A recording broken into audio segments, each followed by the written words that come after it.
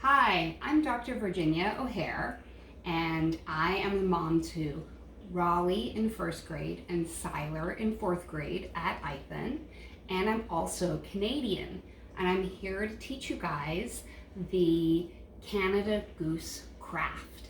So go ahead to your supply bag, and what you're going to need is this gooseneck. And you might have this, which is our kind of end product that we're aiming for. But even if you just have this, go grab this guy from your packet.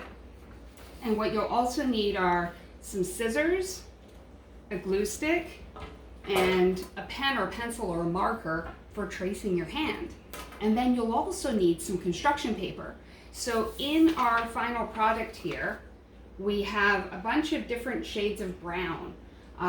We actually didn't have brown construction paper, so Raleigh decided to just use multicolored construction paper, and then Siler decided to use Whole Foods and Amazon bags to make brown construction paper.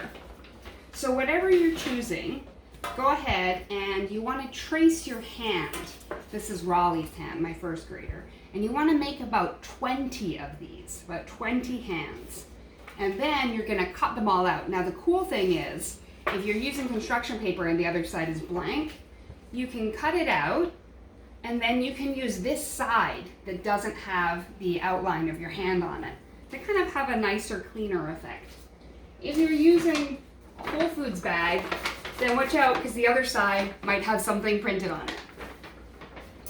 So go ahead, draw your hand about 20 times, take your time, and then cut them all out. And then you want to cut out your goose neck, just like this, and then glue him or her to a bigger piece of paper.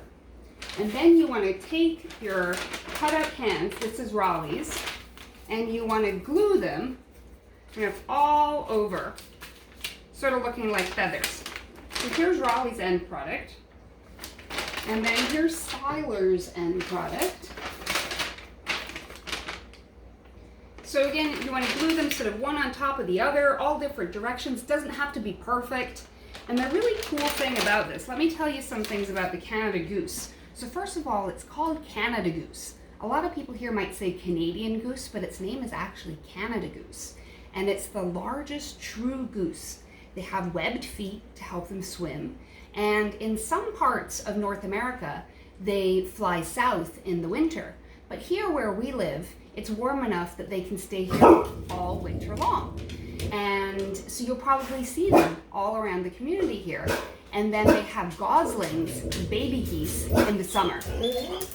Now the other cool thing about this craft is that one of the differences between Canada and America is that in Canada we have what we call a patchwork quilt approach to people who come in from all over the world. So people move to Canada from all over. I was born in England and moved to Canada when I was a baby.